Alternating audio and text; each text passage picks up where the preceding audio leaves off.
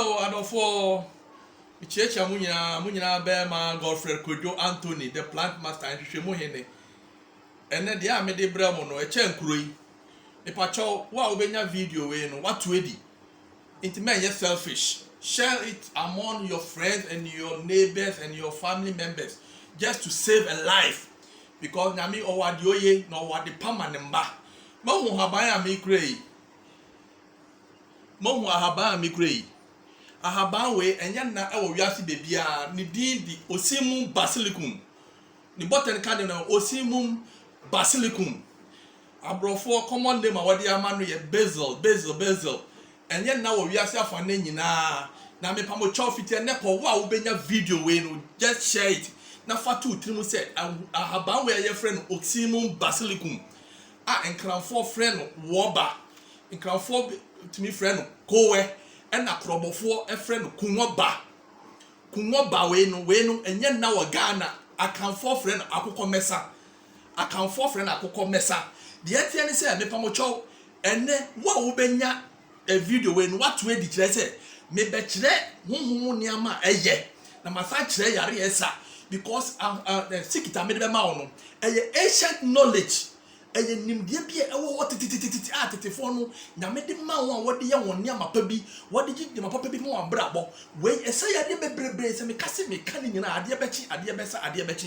na emo me be kire mo the spiritual aspect of it na ma sa kire mo yare esa wo mu sa haba we be patcho wo utimi ni bia ewa asase so be bia wo se wo abrochi se wo Ghana se wo yoba se wo ye bema se wo ya kwala se wo ye pen empo se wo ye hustler poa se be kafra loto kios mo kura na oda kopena ahaban we ni seed ni bidia wo no na dua wo fra port ka kitue bi mo na fasi wo nchen de etie ni se when you are one of the plant wo wiase a se benwa it will save you from negative energies. Say apetuwo, say thunderstorm, say be a demon be per se or frustrate your life and not person sell abra.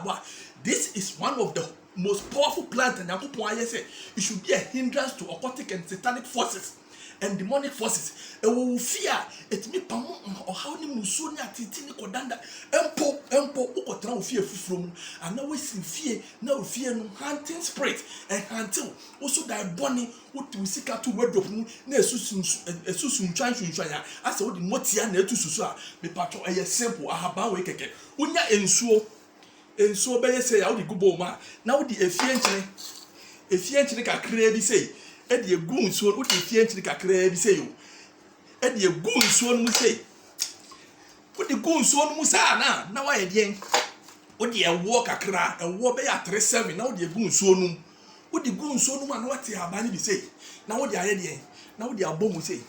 na wo di piti wo dem ho me pamo onia me pamo owo me pamo yare me pamo nomie me pamo amu me pamo atete me pamo how biara o ma bra bomu e wo me dwuno wo me sika se mu me say sa na Yakupon me ama no pepepe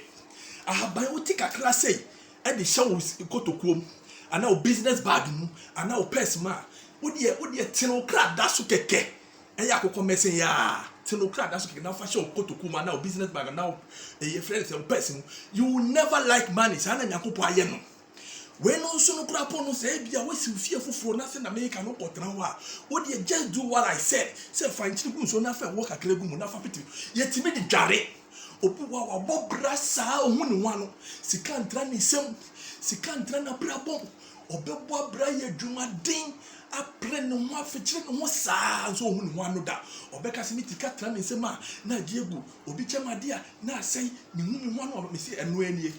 wo de fa haban we keke pusa wo bomu na fa wo be ya 3-7 eguso na fa nchini efie nchini keke fe bi ka na fa dware 7 days udware ni nyina me pamo ohia me pamo yare me pamo owo me pamo musuo asema be ka no wo ka enu wi a ewurade ma yedie sika ahoto enije nkoso embre ma bra boso and it will be exactly that sa haban wo kokro bi so ti say Thailand, Japan, India, Bangladesh, any other European countries they pamper these herbs like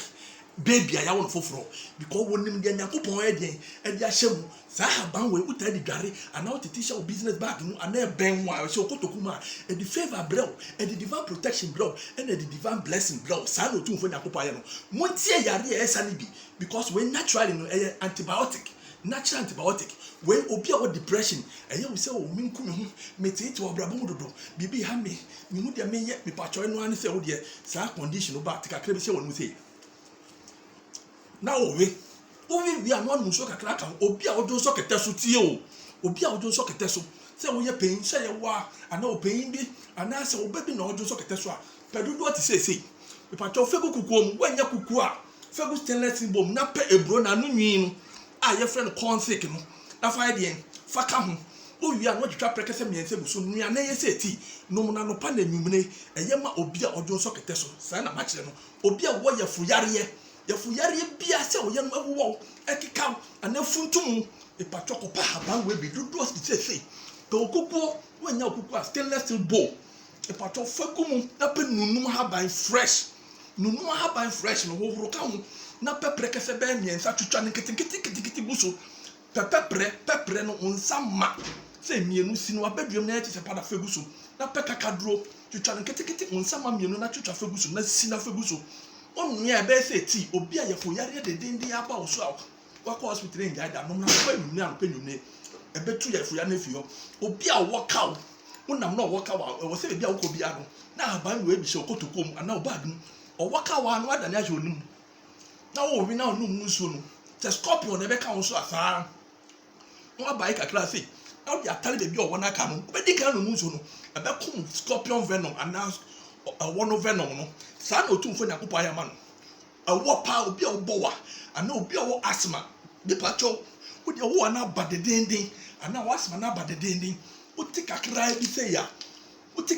ya na wo de garlic nkete no mienu pe na kakado ti se won saba ko pa eden aka ho na waka bo wonu asthma ene ya wo dedenden na wawe wo wi kakado ni garlic no fra we na me pacho wi wi me pacho di anka kakra bi kuso ana no nso kakra bi de apia so ewa asthma ebete ne te obi a wawo foforo na nso nufu nso no ha de emba nufu nso no emba nufu ahihye ye yakora nso komode no me pacho aduane bia obedi se ebenhu se ye hu se ye bayire se ye identity bi busu se oti ku aduane no so anu apa adura ahaban ye friend adura wape kakra no wape odi apetepete aduane so anyway no di aduane fra nufu nso no ebe float se pipe obi bia oye oba besia oni atenka okunu no ye obi bia let us say okunu abregu woda what say efunu me pacho wo de pa ban we bi keke fegu kukuo mu na pep stainless steel ana oni kukuo a fegu stainless steel mu na nua ene prekese miensa twitwa ne kete nguso wo nua be say ti anopa na nwumre na obenom no obenom akakra na we hwegu glass mu glass fa pe o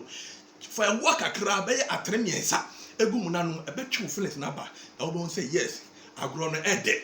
eno nkoda obi serious that it is serious de bia na akoma ye ne bibi na adane ne zubri na akoma abon pipipi me pacho BP ni diabetes unya haban we ya eno ane se wo de be gokukuo mu bebre sei na wo twitwa prekese 5 egusu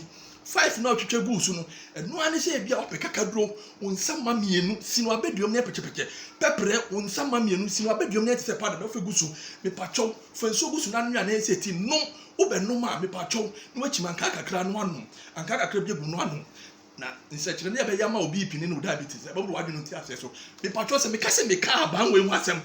a ye friend oximu basilicum a nkra for friend kowe a krobo friend kumoba ade be chi ade be sa be chi na emo wo ha obi se e yare bi na etitu ana huhum wo ha bi a me patro me number ne 0243 65 8075 0243 65 8075 nyame chira mo nyina